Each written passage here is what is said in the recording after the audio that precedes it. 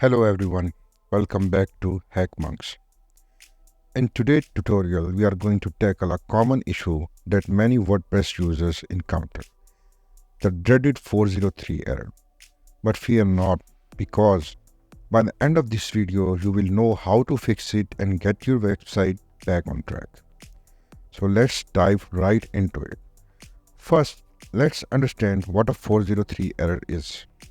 When you see this error, it means that a server has understood your request, but it refused to fulfill it. It's essentially telling you you don't have permission to access this resource. The most common reason for a 403 error in WordPress include incorrect file or directory permissions, misconfigured htaccess file, a security plugin or firewall blocking access. Now let's move on to the solutions.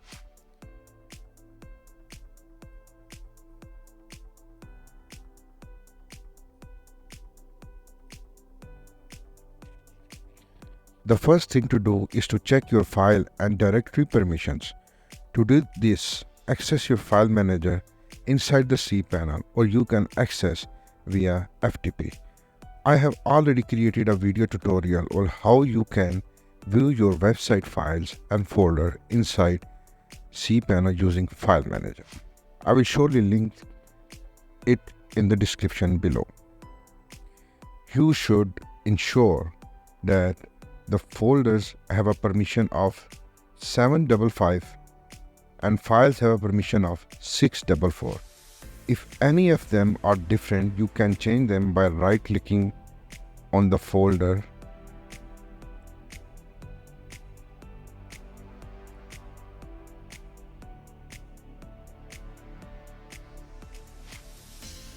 or the file.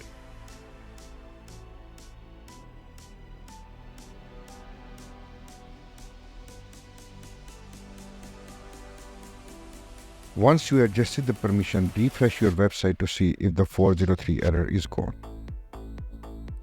You need to make sure that all these folders have 755 permission and files have 644 permission. Now let's move to another scenario or another reason why you will face 403 accessing your website. Another common culprit for 403 error is a misconfigured htaccess file. The file is responsible for various aspects of your website functionality. You can access it via your FTP client or file manager inside the cPanel and edit it.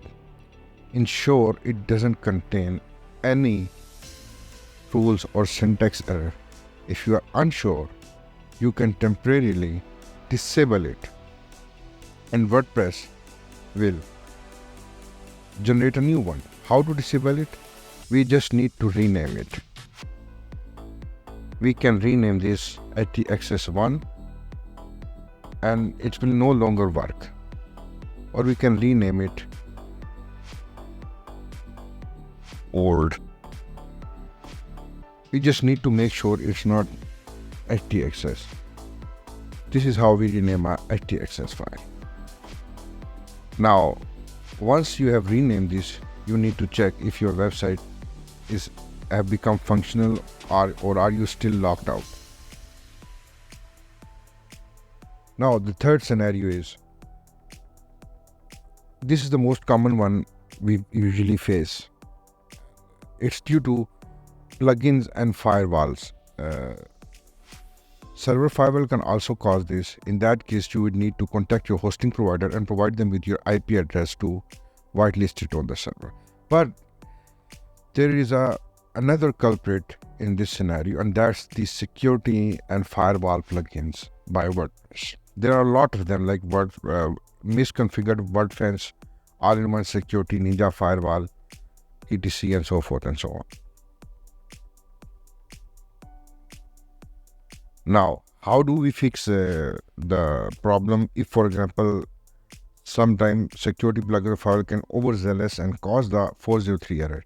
If you have any security plugins installed, it's worth checking their settings. temporarily disable your security plugins one by one or identify if any of them are causing the error. If the error goes away, you can re-enable them and adjust their settings to allow legitimate access to your site. Now, how do we disable a plugin from inside the file manager? It's very easy. Now, plugins are located inside WP content folder. Here you will see all your plugins and themes and etc. etc. Now, these are the installed plugins for my WordPress. Okay, now we see right now, this is for my main TechDuo domain, but let's see the easy user guide. I have installed a security plugin just for your sake. Okay, let's go to the plugin folder and see. Okay, here is it.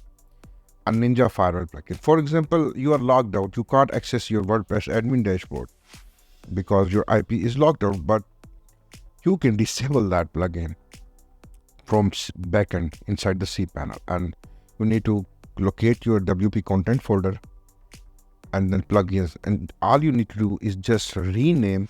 It's a WordFence. If it's a WordFence or any other firewall, you will recognize it by the name. Okay, right now we have here by the name Ninja Firewall. What we need to do, we just need to rename it.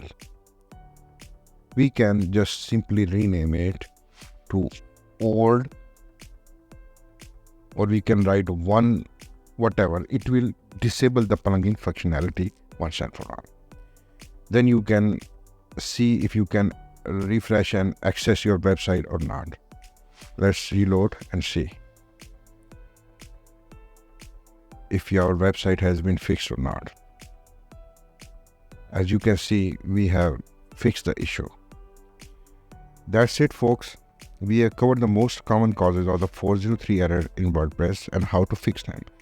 I hope this tutorial has been helpful for you. If you have any question or run into any issues, please feel free to ask in the comments below, and I will do my best to assist you. Don't forget to like this video if you found it useful, and subscribe it to HackMonks for more WordPress tutorials and tips. Thanks for watching, and I will see you in the next video. Have a great rest of your day.